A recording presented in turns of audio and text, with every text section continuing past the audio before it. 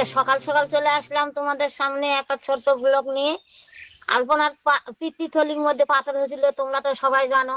আমরা এর আগে হোমিওপ্যাথি ওষুধ খাওয়ালাম। আমরা মনে করলাম কি ডাক্তারবাবু বললো যে হোমিওপ্যাথি ওষুধ খেলেই ভালো হয়ে যাবে, আমি পাথর বের করে দেবো। খেতে খেতে খেতে খেতে দেখেছি যে বের হলো কি না। আমরা আবার পরীক্ষা করলাম। না, ওই যে বন্ধুরা কমেন্ট করলো না অনেক। হ্যাঁ, অনেক বন্ধুরা কমেন্ট করে বললো যে তোমরা হোমিওপ্যাথি ওষুধ খাও না, একবারে অপারেশন করে নাও, নাহলে এই পাথর কোনোদিনও জীবনে ভালো হবে না। আর নানান কথা শুনে আমরা মনে করছি না, আর একবার পরীক্ষা করেই দেখা যাক পাথরটা শরীরটা কেমন হয়। খারাপ হয়ে যাচ্ছে আরো। দিনকার দিন শরীর খারাপ হয়ে যাচ্ছে, বিছানায় পড়ে যাচ্ছে, কাজ করতে পারছে না, খেতে পারছে না, শুতে পারছে না, এরকম। তখন আমরা পরীক্ষা করে দেখলাম পাথর বড় হয়ে গেছে, আর থামা যাবে না। এখন হোমিওপ্যাথি ডাক্তার বাদ দিয়ে এখন এলোপ্যাথি ডাক্তার। আরেকটা হোমিওপ্যাথি ডাক্তারের কাছে গেলাম। ও আর একটা হোমিওপ্যাথি ডাক্তারের কাছে গেলাম, অঞ্জলি বক্সি। অঞ্জলি বক্সি দেখে বললো যে এই পাথর অপারেশন করতেই হবে, আমি বের করতে পারবো না, কেননা বেশি হয়ে গেছে পাথর, ফুলে গেছে আর বড় হয়ে গেছে পাথর। ওই জন্য আমি চারিধারে লাগে আছে পাথর গুলো হবে না, এটা বের করা যাবে না, তোমরা অপারেশন করে নাও। এখন আমরা ডাক্তার দেখাচ্ছি গঙ্গারামপুর নার্সিং হোমে। না, আরেকটা ডাক্তার দেখাচ্ছিলাম সঞ্জয় দত্ত। যাবে নার্সিং হোমে ভর্তি হবে। শিলিগুড়ির ডাক্তার এটা রাজেশ গোয়েল। শিলিগুড়ির ডাক্তার রাজেশ গোয়েল ওই দেখিচ্ছে। এখানে আমার হাবলানি দাস, এখানে আমার একটা মামি আছে, ওর টিউমার হয়েছিল, ওই টিউমার অপারেশন করেছে রাজেশ গোয়েল।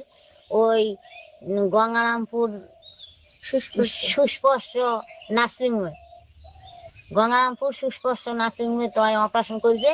ওই জন্য আমরা বলেছি যে ওখানে আমরাও করব।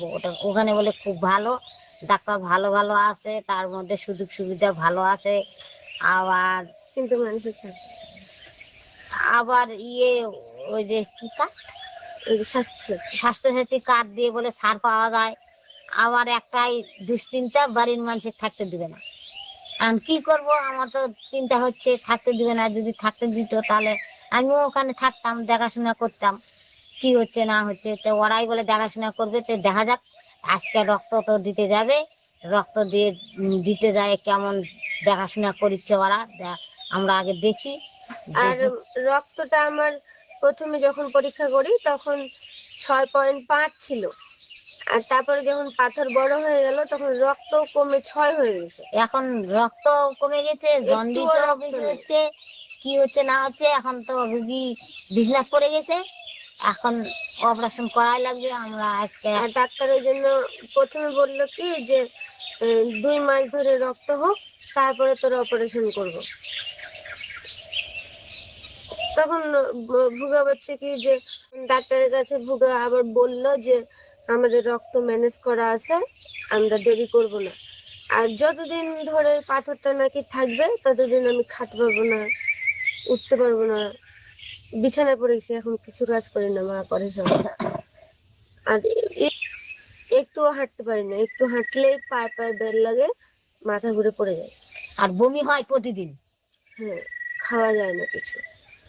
তখন ওই ডাক্তার বললো যে তোমাদের রক্ত তাহলে ম্যানেজ যখন আছে তাহলে ভর্তি করে দাও। ওই জন্য আজকে যাব ভর্তি হতে।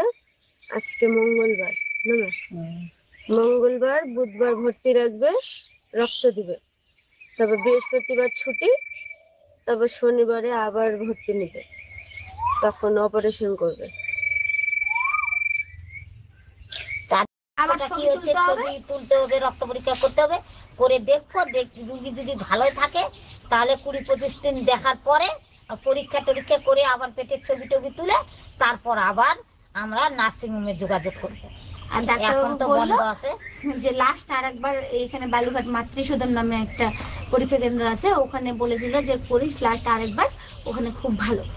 এখন তাতে থাক আপাতত, ওই নার্সিং হোমে ভর্তি হওয়ার আগে আরেকবার এখানে একটা টেস্ট করাস, যদি সর্বমোট এবি পজিটিভ আবার আসে তাহলে আর কোনো চিন্তা করতে হবে না। আর নার্সিংহোমের মালিক বলেছে যে তোমাদের কোনো চিন্তা নেই, আমরা হচ্ছে যতক্ষণ আলপনার শরীরে রক্ত যাবে ততক্ষণ ডাক্তার ওখানে বসে থাকবে। আর তারপর রক্ত অন্তত পক্ষে 1 প্যাকেট মনে হয় দিতে হবে। ডাক্তারবাবু বলছে যে এতদিন ওষুধ খেলে আইডিয়া যে 1 প্যাকেট দিতে হবে। তো দেওয়ার পরে তখন অপারেশন করবো, তোমাদেরকে সব কিছু জানাবো। আর এখন আবার আজকে থেকে মোটামুটি করে একটু করে ভিডিও দিতে শুরু করতে চাচ্ছি, জানি না কি হবে। কৃষ্ণ কি করবে। তোমরা সবাই ভালো থেকো, এই জন্য অপারেশন হয়নি, তোমাদেরকে জানালাম। এসকে সাজিব হেল লোকে নষ্ট করে স্প্লিনের কাজ, আর অনেক কাজ আছে, তো স্প্লিনটা একটু বড় হয়েছে। আর ব্লাড টেস্ট করে ওর হিমোগ্লোবিন 6.5, তো খুবই কম। তো ডাক্তারবাবুকে আমরা বললাম যে ডাক্তারবাবু ব্লাড দিতে হবে নাকি, বলছে না ওষুধ খেয়ে হয়ে যাবে। তো আমরা ওষুধ খাওয়ার 1 মাস ওষুধ খাওয়ালাম, 1 মাস ওষুধ খাইয়ে দেখছি ওর ব্লাড 6.5 ছিল, সেখান থেকে 6 হয়ে গেছে, কমে যাচ্ছে। তখন আমি আবার বললাম ডাক্তারবাবুকে যে কী করা যায়, বললো যে তাহলে ব্লাড দেওয়ার ব্যবস্থা করতে হবে। তারপর ওকে হসপিটালে নিয়ে গেলাম, শিশুর সাথে যাই হোক যেখানে হোক নিয়ে গেলাম। নিয়ে গিয়ে তো ওখানে ওর যেহেতু 4 বছর আগে ওর একটা অপারেশন হয়েছিল ইউট্রাসে, নিউরোফাইব্রোমা হয়েছিল, তো সেটার অপারেশন হয়েছিল, তখন ও নেগেটিভ ব্লাড ওকে দিয়েছিলাম। এবার যেহেতু ওকে ভর্তি করিয়েছি সকাল সকাল, আর ব্লাড ব্যাংকের 4টার মধ্যে কিন্তু ব্লাড দিতে হবে ডোনার, আর রাত্রি 10টায় ব্লাডটা দেবে। এবার আমি ডোনার সঙ্গে নিয়ে গেছি, ও নেগেটিভ হ্যাঁ। এবার হসপিটাল থেকে যেখানে ভর্তি করেছি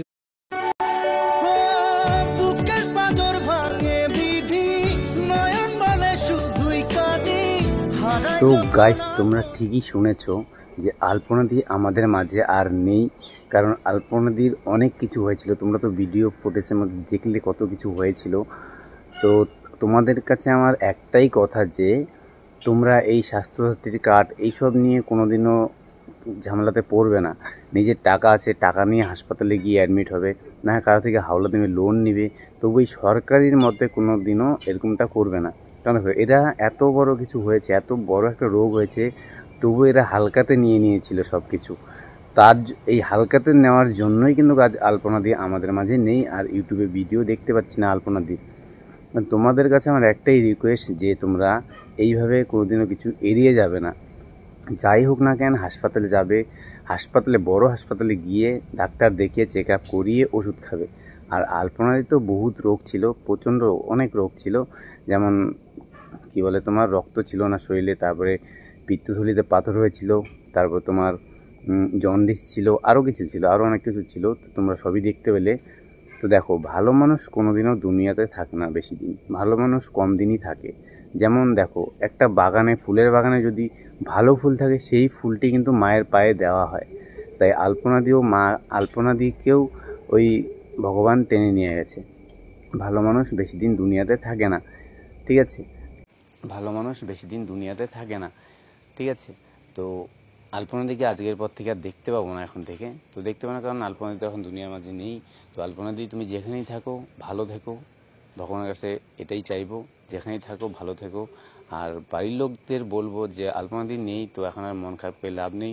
মন খারাপ কান্নাকাটি করলে কি আলপনাদি ফিরে আসবে না। তো তোমরা তোমাদের মতো ভিডিওটা চালিয়ে যাও, আলপনাদির মনের ইচ্ছাটা পূরণ করো, যে আলপনাদিও চাইতো যে আমি যাতে অনেক দূরে যেতে পারি।